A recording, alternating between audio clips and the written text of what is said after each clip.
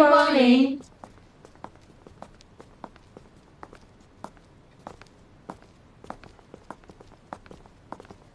欢迎光临。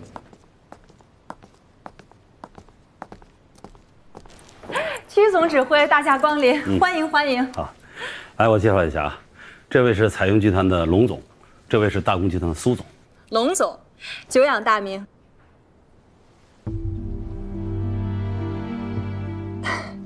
来，大家入座。好，请坐。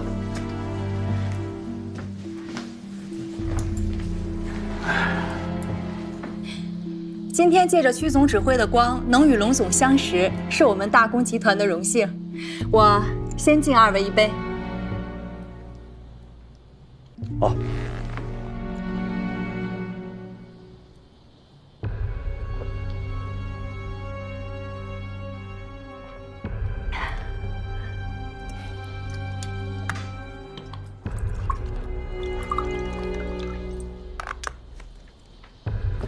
曲总指挥，感谢您能在百忙之中还能为企业的强强联手奔走尽力，我先干为敬。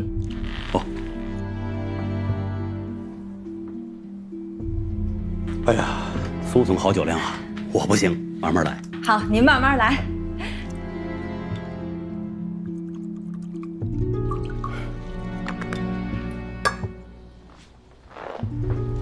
龙总。彩云集团呢，是我们行业的前辈，也是我们大公集团的目标。今后呢，我要多多向您学习，咱们交个朋友。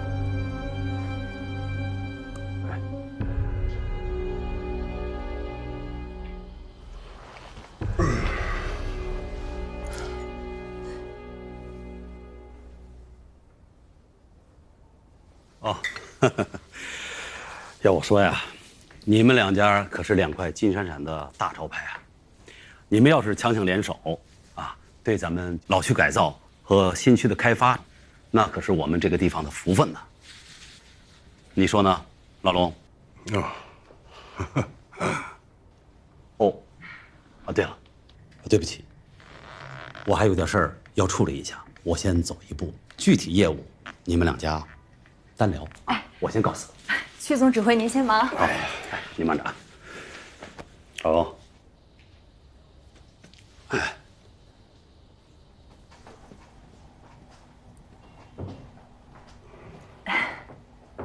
来，龙总请坐。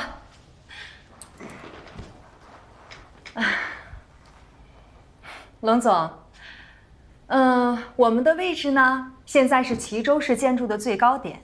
特别符合像您这种尊贵之人在我心中的地位。其实，我们大公集团能与您合作是我们的荣幸。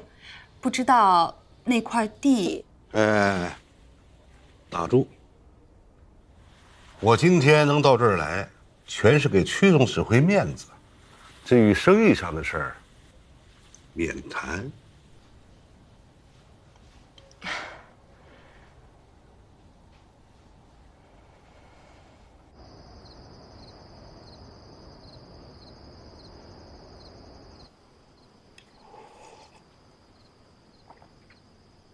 照你这么说，龙国浩这个人这么高傲啊？据我观察，整个晚上这个龙总都没有笑过，内心一定是一个相当傲慢的人。虽说彩云集团的确有实力，但场面上这副尊容，似乎并没有把大公集团放在眼里。要是实在不行的话呢？那只能我出面，请他打个高尔夫球了。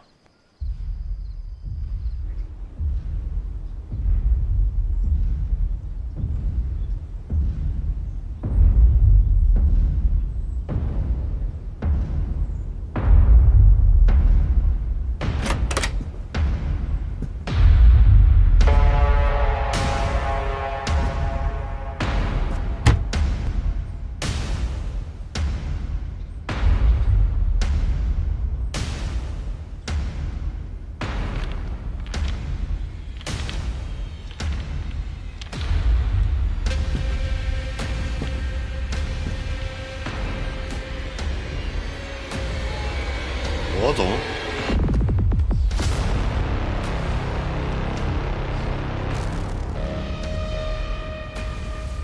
幸会。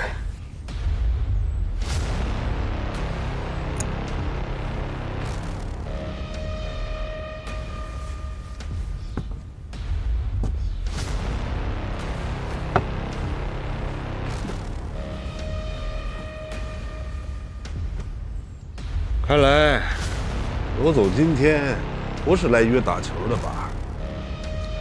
龙总是嫌苏总的级别不够，请不动你是吧？那我只能亲自出面把你请出来。我这个人呢，向来喜欢痛快，绝不拖泥带水。我就跟你直接说白了吧，你多出来那块地，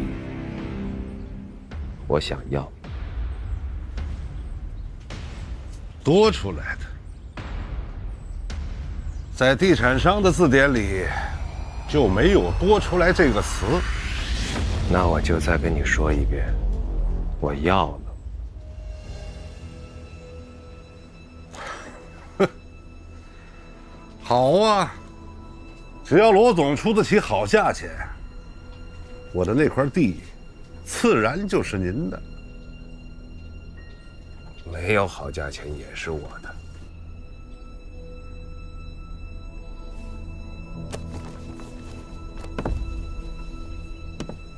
转让协议我们已经拟好了，龙总，请过目。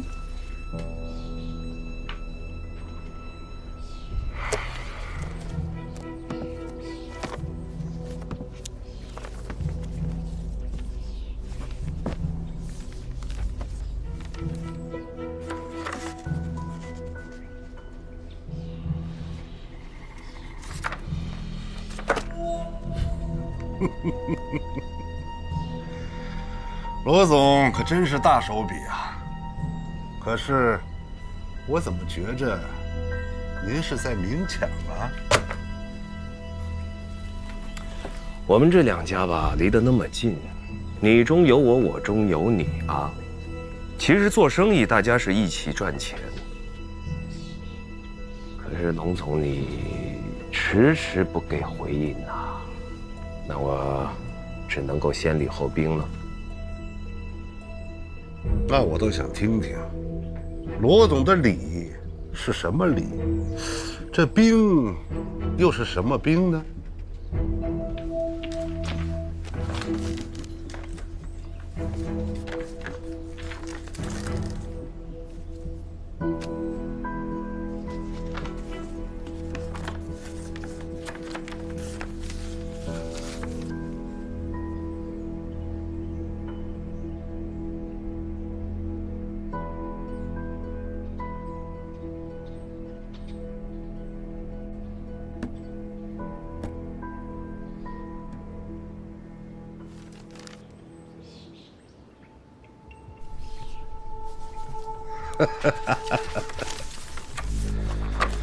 看来罗总是铁了心想吞掉我龙国浩啊！按经济实力，我大公集团没办法欺负你的。你生意做那么大啊，资金那么雄厚。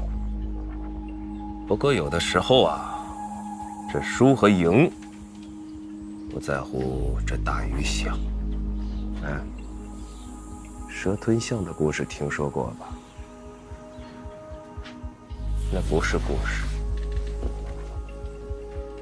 是现实。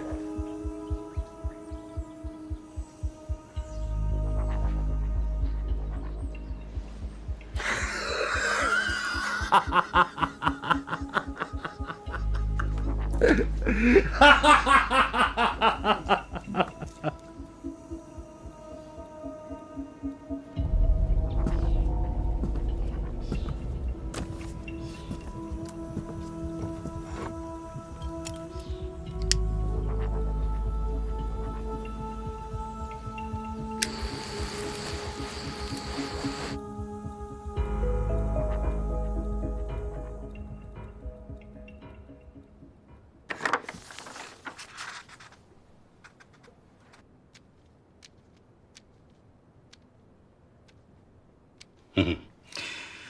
真没想到，龙总真的把这块土地让给你了。群总指挥，您再看看这上面还有没有别的问题啊？我看没问题，不错，祝贺你。谢谢。我也知道啊，像你们最害怕随便吃开发商的饭。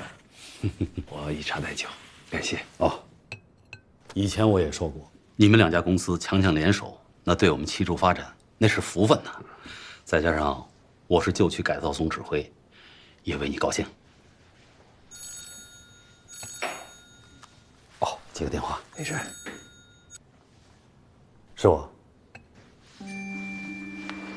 公安局。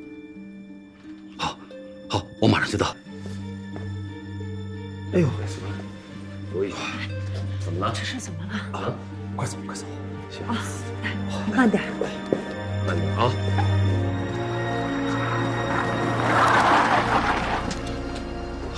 老区，啊，别急，别急。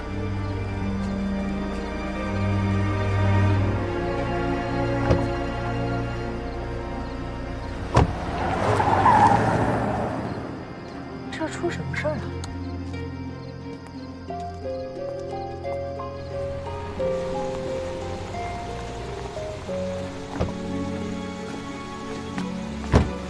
小叶，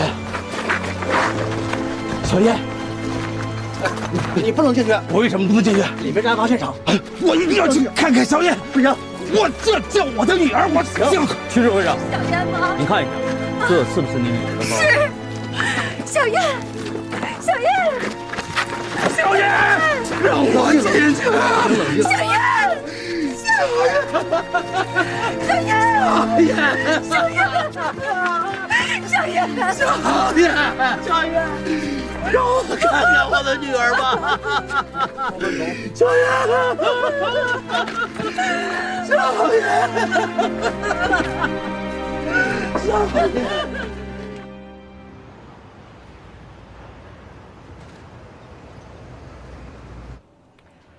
自我当上旧城改造总指挥3年来，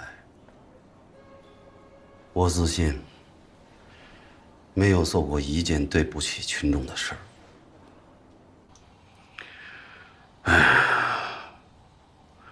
我也是平民出身，遇事总喜欢换位思考，所以在改造旧城的问题上，我尽量满足拆迁户的要求。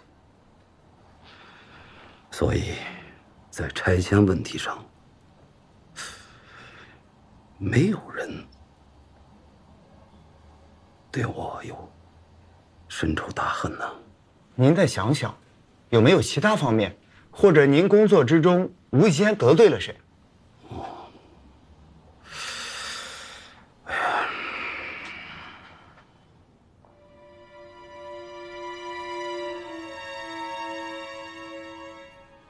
是他，一定是他。谁？王鹏，醉鬼王鹏。哎，你干嘛？哎，干嘛？哎，区指挥长，哎，区指挥长，放他！区指挥长啊，又是你！你的问题我们已经好几次答复你了呀。你光答复顶啥用？我要你还我的面积。你的房子我们已经派人查证过了，你那是私搭乱建啊，不算面积。那么多私搭乱建的，凭什么他们算我不算？是给他们算了，可人家是正儿八经的砖混结构，你那算什么？几块油毡布、破板子，还有几个破竹竿搭在一起，那连猪线都不够啊！哎，你咋骂人呢你？谁骂你了？你说我连猪都不？我说的是你那棚子，不是说你是猪。我不管，你说棚子就是说我，你凭什么骂我？你说清楚。好，我错了，我向你赔礼道歉，好不好？你光赔礼点个屁用！我还是要我的面积，还我面积。王鹏，告诉你，你再怎么闹也没有用，就这么定了。什么就这么定了？我不管。那个征地的大公集团有的是钱。哎，你要不给我算面积，我天天拦着。姓屈的，你也是养儿养女的，做事要讲天良，你小心把脸落到你女儿头上。后来又一次，醉须君对我说：“如果我不让他活，他就杀光我全家，让我全家死。”区指挥长放心，我们一定会把这个案子查个水落石出。谢谢啊，非常感谢。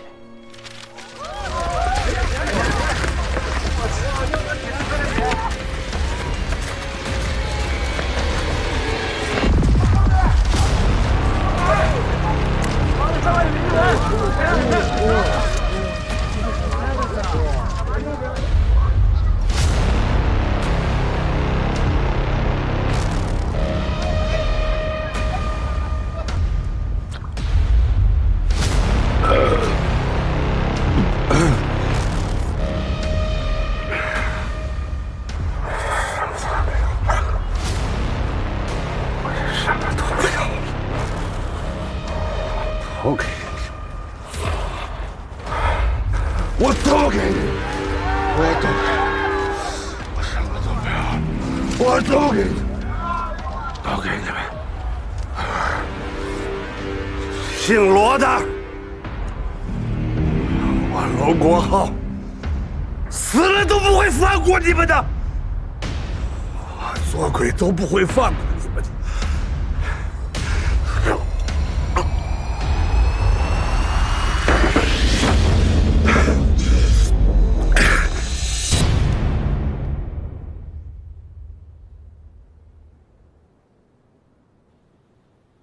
死了？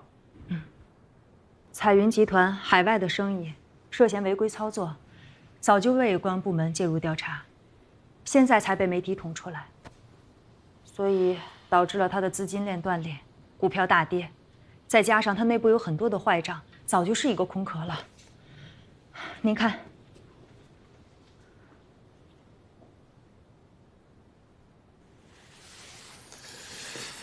那龙国浩欠我们大公集团的工程款和材料款，怎么办？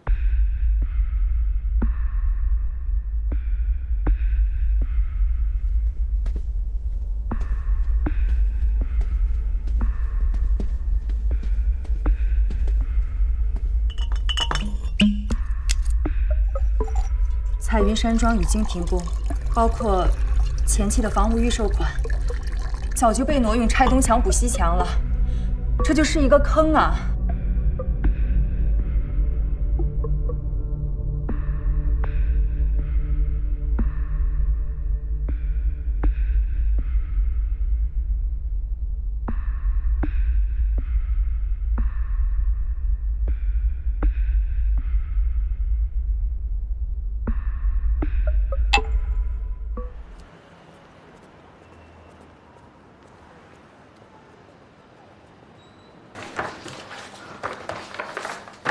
这个都有个数，马上就到期了。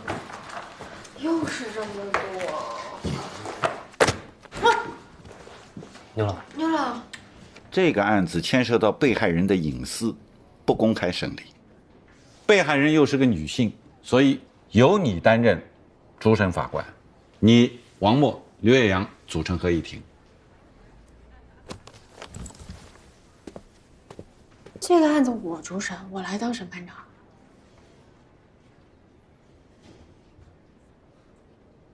彩云开发集团面临着资金链断裂危机，彩云山庄宣布停工破产，或面临着成为我市最大的烂尾楼项目，购房者纷纷要求退款，希望政府出面解决。我台继续追踪报道。退还房款，钱都给姓龙的挥霍掉了，怎么退啊？我听说，开发新区政府正在想办法淡化此事的影响。想把这件事情压下去，缓兵之计，最后变成踢皮球，三不管。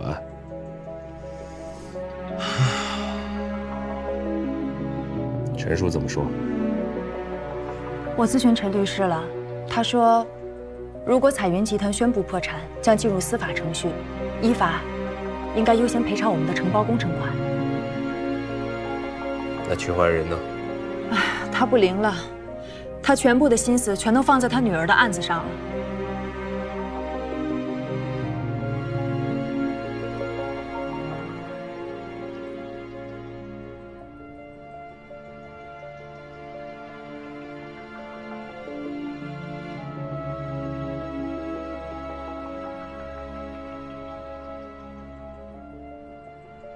我的职责就是在法庭上充分维护你的个人权利，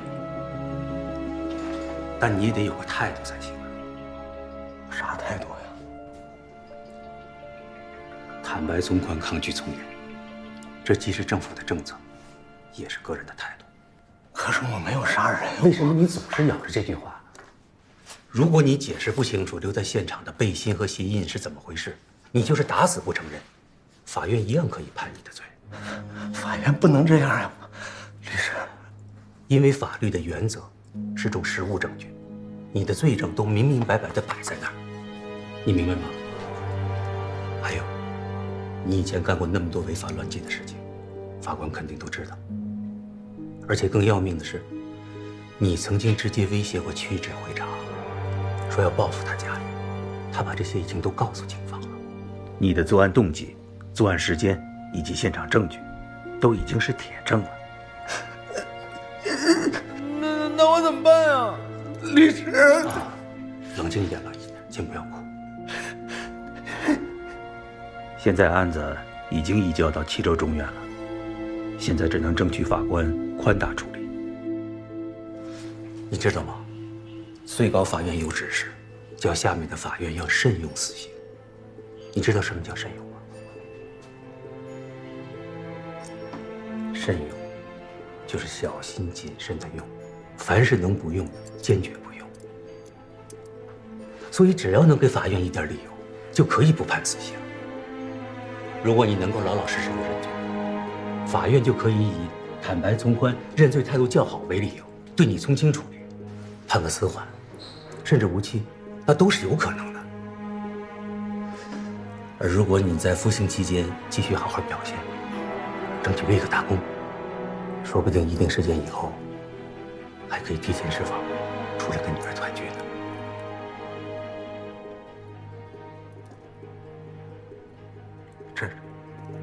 这也能行？你放心，我会在法庭上尽全力为你争取。但是你要答应我一件事，你答应了才能行，是不是？杀人罪我可以认，强奸罪我不能认。我要是个强奸犯的话，太丢人了。我不能让女儿，我不能让兰兰以为他爹是个流氓，我也不能让人在背后戳着他脊梁骨说他是强奸犯的。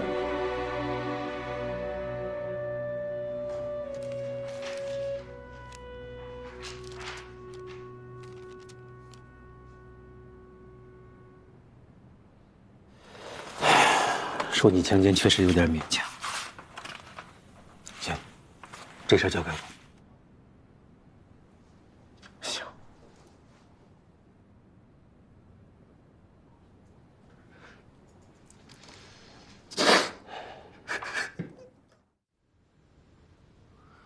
您罗总的父亲曾经跟吴书记什么关系？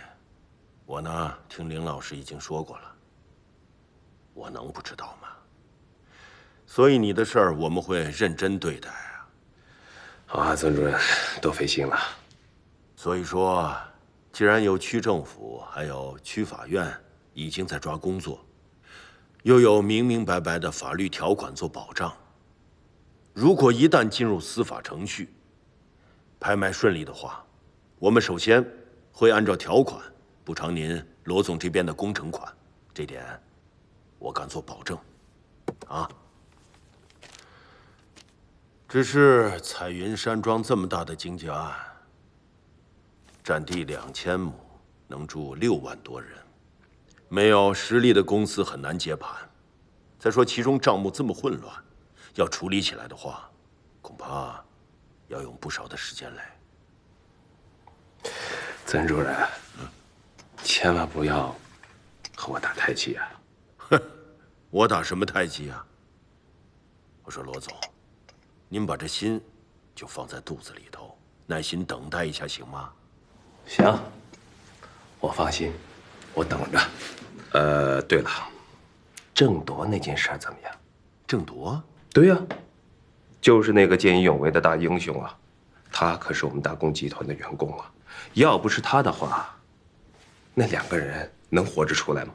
呵呵，哦，想起来了，好像是判了6年。是呀，判了6年，咱们不能让英雄流血还流泪吧，对不对？郑铎呀，他是这样，这个人有间歇性的精神病啊，这事儿呢，在法庭上我们也提出过。如果他在监狱里犯病的话，能不能让他出来养病呢？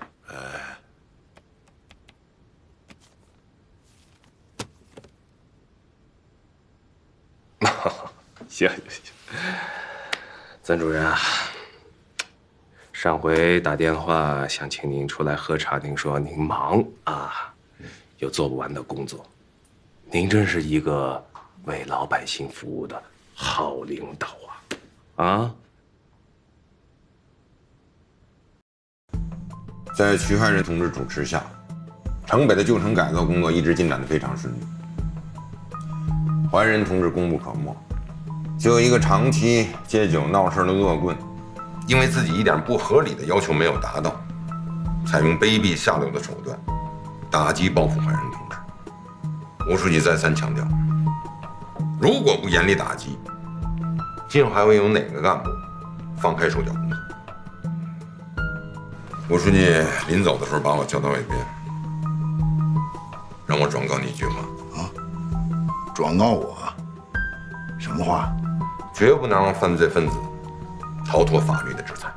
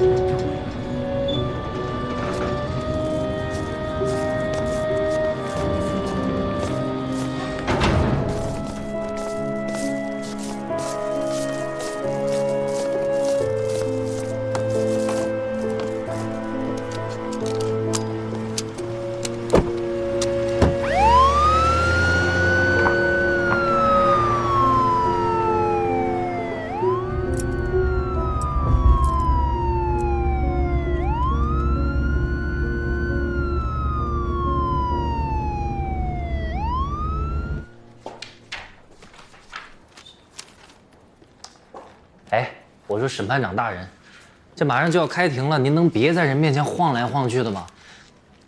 紧张？你紧张什么？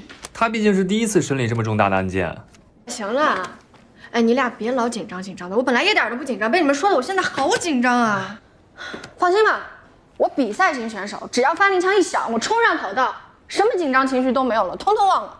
但是咱呢也不能掉以轻心啊，毕竟这个被告人他是劣迹斑斑。我现在最要克服的是一点，我现在只要脑子里一想到被害人的惨状，我就浑身起鸡皮疙瘩，我就没有办法专心致志的去判案。想想，这是一个含苞待放的鲜花啊，就这么被无情的摧残了。我听说那小姑娘，她在生前的时候学习成绩还特别好，就在前年还考到了齐州理工学院，所有的人都说她以后会成为一个物理学家。时间差不多了，被告人带到了，快到了。好，那我们就深呼吸啊，做好庭前准备。没关系，不慌，我们等押送车开进来再说。什么来得及来得及？学院来了，学院，哎，怎么样了？马上要开庭了。请您放心，我们黄金铁三角在牛老的指挥之下，已经把这个卷宗研读了很多遍，绝对没有问题。信心满满啊！是，啊，只多说一句话啊，这个案子关注度很高，不仅是全市的老百姓，这个市委的吴书记呢，也非常的关注。被害人的母亲也是一名法官，使得我们这个庭审啊变得极为敏感。所以我希望你们不要带个人的情绪，要展现出我们齐州青年法官的素质和水准。是。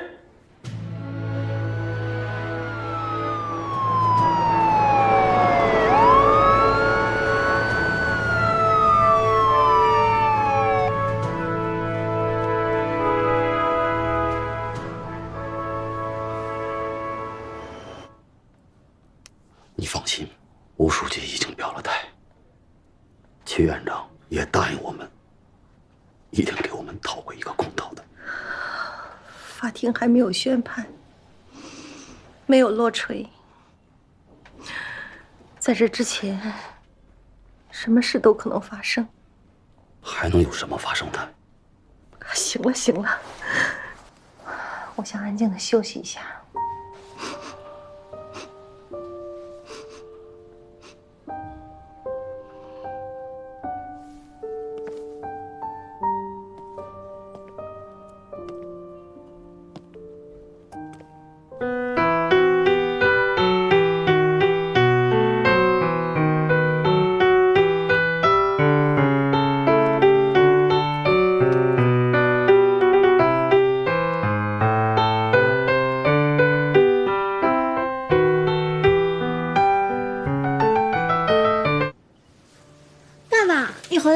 嗯，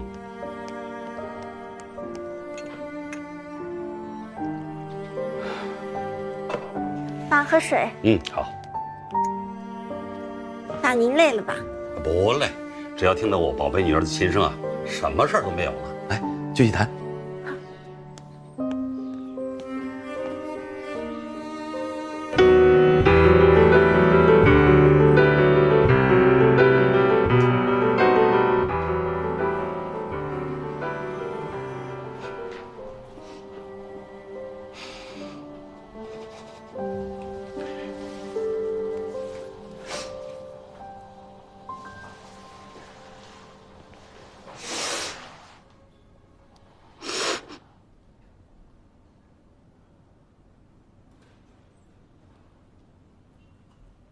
齐州市中级人民法院第一审判庭现在开庭。传，被告人王鹏。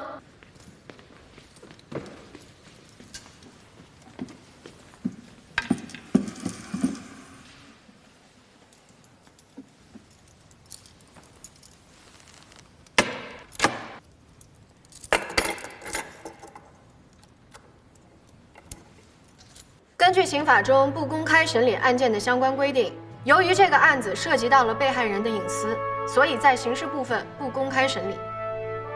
现在宣布一下合议庭的组成人员：书记员、出庭履行职务的公诉人和其他诉讼参与人员的名单。齐州市中级人民法院第一刑事审判庭合议庭由审判员马拉松、刘月阳、王默，由马拉松担任审判长；书记员付自湘、许丽担任法庭记录；齐州市人民检察院指派检察员夏美、王方平出庭支持公诉。现在开始法庭调查，请公诉人宣读起诉书。齐州市人民检察院起诉书。其检公诉刑诉2016 14号，被告因故意杀人罪，经齐州市人民检察院批准，于2016年9月24日被齐州市公安局执行逮捕。本案由齐州市公安局侦查终结。经依法查明，9月16日晚上9时左右，齐州市理工大学2年级学生曲小燕，暑假期间在钢琴老师家学完钢琴后，在回家的半道上，路过西福路39号代建工地时，遭遇到被告人王鹏的突然攻击，现场的情况惨不忍睹。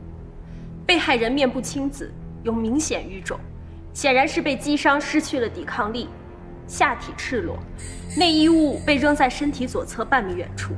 被告人王鹏将树枝插入被害人的腹部，经医院尸检鉴定，被告人此举造成受害人内脏大出血，致使受害人当场死亡。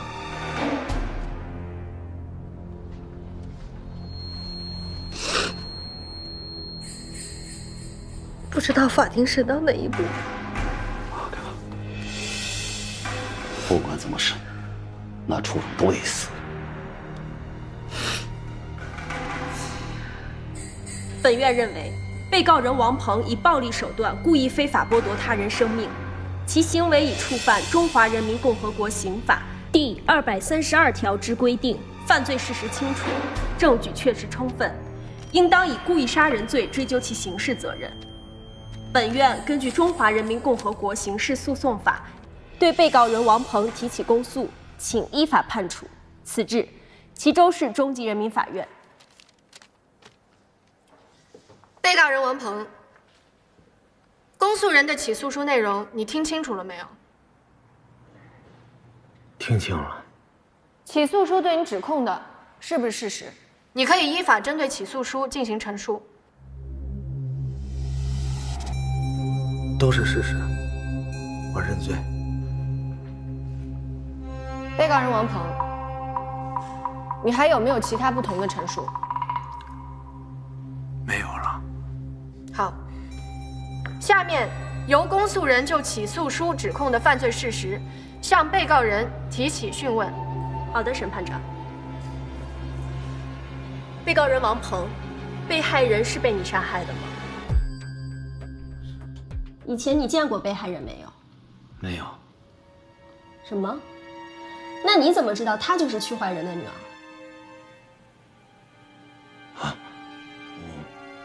说错了，见过。什么时候、什么地点见过？什么时候我记不清了，什么地点？地点就是在大街上，我看见他和屈怀仁走在一块儿，他管屈怀仁叫爸。好，你是怎么知道被害人在什么地方学钢琴？晚上回家还必定经过案发现场，你因此而专门等在那里实施加害的？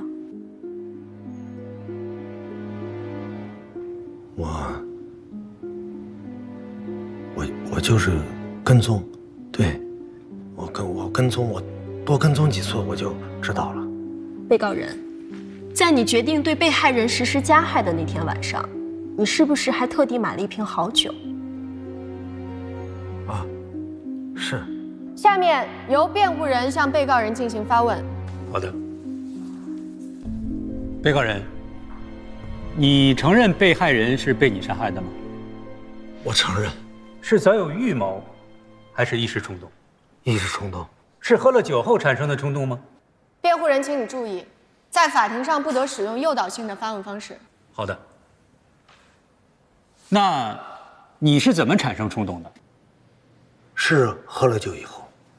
你向法庭说明白，案发那天，你专门买瓶好酒的目的是什么？是因为我那天收了很多废品。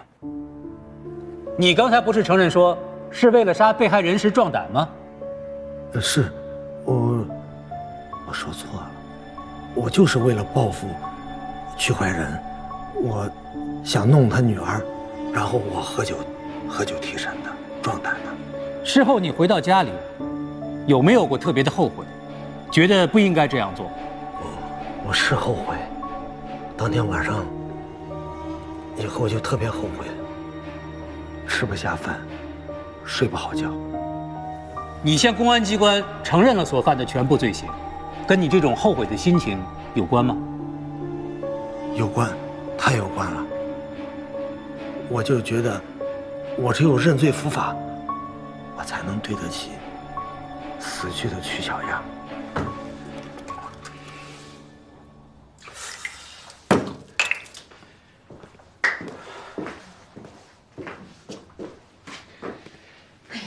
你别这样走来走去的，我这心脏都受不了了。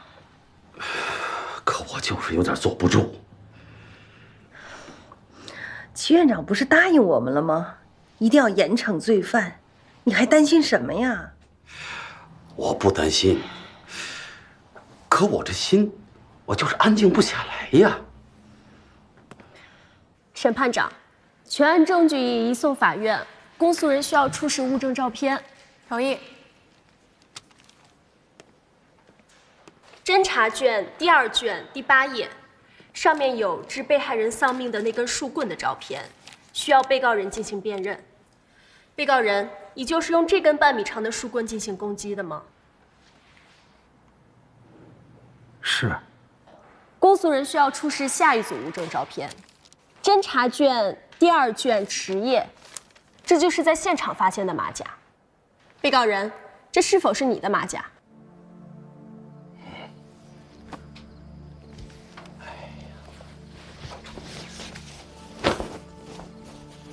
西装也不错。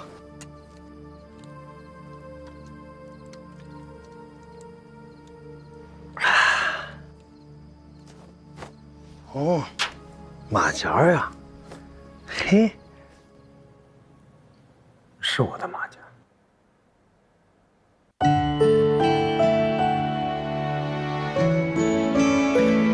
我听见回声，来自山谷和心间，以寂寞的镰刀，收割空旷的灵魂，抚极端的诱饵，捕获缥缈的唯美。我相信自己，生如璀璨的夏日之花，不凋不败，摇曳如花。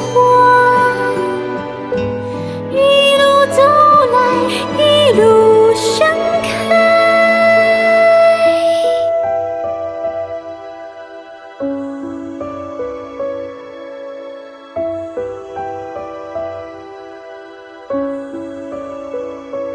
我听见